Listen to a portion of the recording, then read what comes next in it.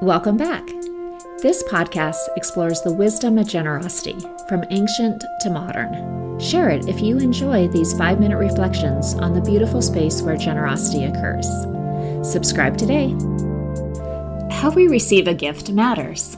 Seneca, a Roman philosopher, discussed the various attitudes we can have.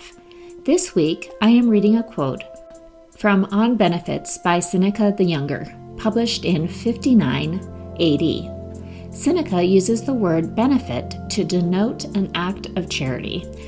Quotes, "When we have decided to accept, let us accept with cheerfulness, showing pleasure and letting the giver see it, so that he or she may at once receive some return for their goodness. Let us, therefore, show how acceptable the gift is by loudly expressing our gratitude for it, and let us do so not only in the hearer of the giver, but everywhere.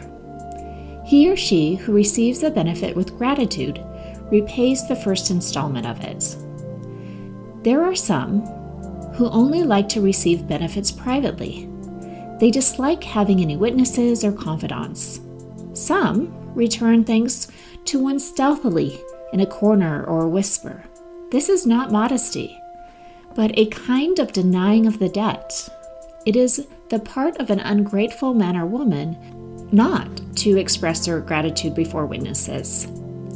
There are those who do the like to take care to let as few persons know as possible know of the benefits which they have received. They fear to receive them in public in order that their success may be attributed rather to their own talents than to the help of others. Some men and women speak in the most offensive terms of those to whom they owe the most.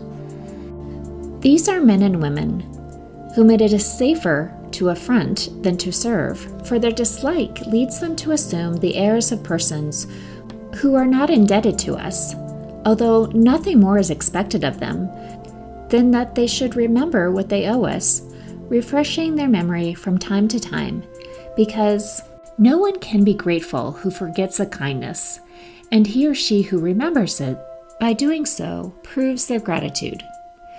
We ought neither to receive benefits with a fastidious air, nor yet a slavish humility. For if one does not care for a benefit when it is freshly bestowed, a time at which all presents please us most, what will they do when the first charms have gone off? Others receive with an air of disdain, as much as to say, I do not want it, but if you wish very much, I will allow you to give it to me. Others receive benefits languidly, and leave the giver in doubt as to whether they know if they have received them. Others barely open their lips in thanks, and it would be less offensive if they said nothing.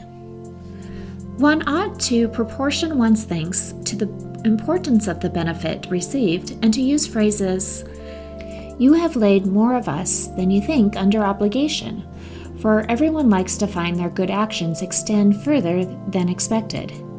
"You do not know what it is that you have done for me, but you ought to know how much more it is than you imagine." It is in itself an expression of gratitude to speak of oneself as overwhelmed by kindness. End quote.